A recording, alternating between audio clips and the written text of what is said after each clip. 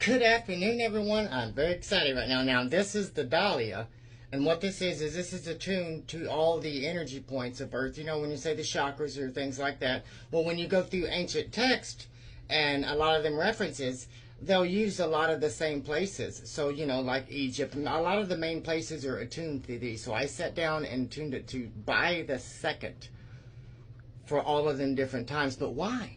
Because it makes a sequence of time. So now I have all the Earth's energy centers as an idea attuned to this clock. Now I need to put some new batteries in there, so all of them ain't working now because it's ran down. I've been very busy with everything. But I just want to give you an idea. Hear how it makes that rhythm, that patterning? This is what's interesting. Time is color-coded.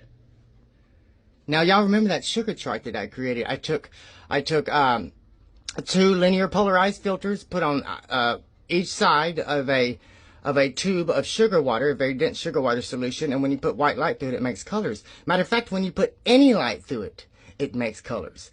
And when you use yellow light, you get all these different variations of greens, but no blues. When you use white light, you get all these variations of blues, but no greens. You get all the way to teal, but no true greens. Isn't that interesting?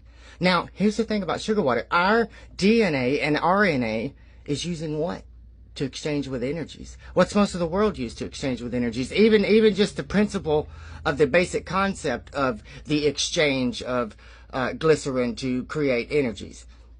So since that's the idea, I decided, I said, wait a minute.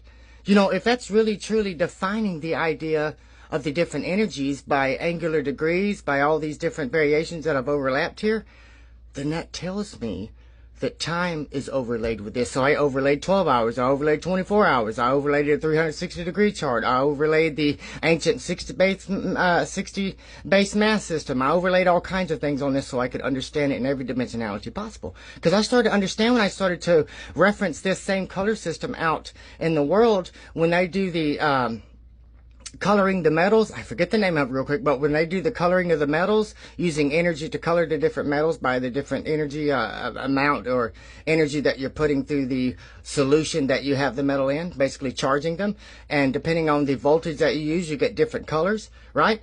Look at that color chart.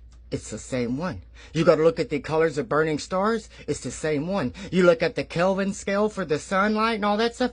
It's the same color scale. So is this actually telling us the energy exchange principles? So if that's the case, then I should be able to take someone's date of birth and overlay it on here and find out that everyone is actually a main color spectrum and has a sequence of overlapping colors inside of that. So you have a carrier color, and then you have these variations of colors all inside of that. You have a position on this chart. Here's something else. The 24-hour. If we take that and convert it to 2400, now we can convert it to the 24,000-year grand cycle. Now that gives us a positioning of the Earth in context of where we're at in that 24,000-year cycle. The lunar cycle, the solar cycle, all that can interchange with this. This is interesting. So I said, wait a minute. If these different energy centers are notes, energy, frequency, vibrations.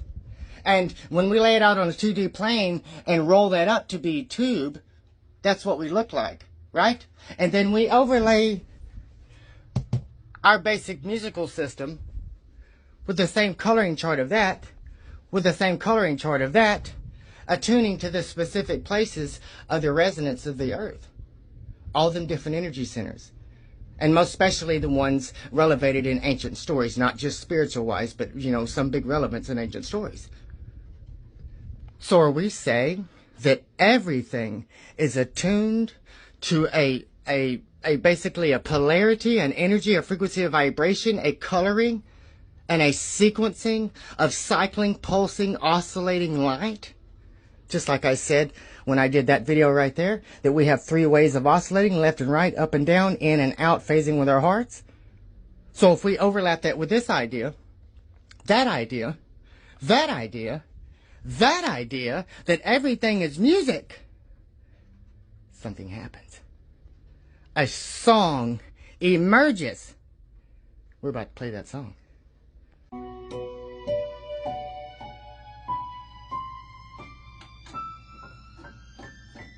that's the notes you get. But I started to realize they go together. So I just allowed myself to feel the music and see what song come out. And this is what comes out. Interesting, by the way.